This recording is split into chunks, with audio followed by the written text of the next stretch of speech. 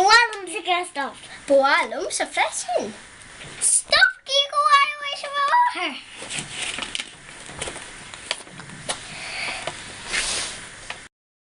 Ná go snámh mar bhfuil duine fástaí san ardal ort.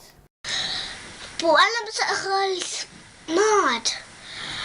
Okay, ach caithfear tú seacéid tarthaile a chur ort. Tá seacéid orm. Má go leor is deach leat.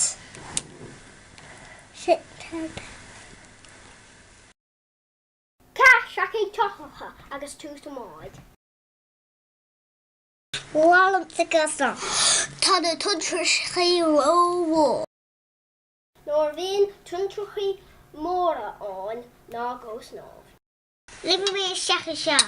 Ó ná leim is deachan sin tá an srub ró láidir. Seachan na háiscí a bhfuil an srub go de hanseamach chun farraga.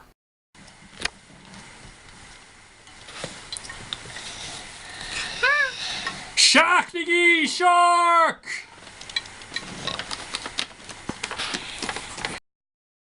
Seachan na seacannaigh.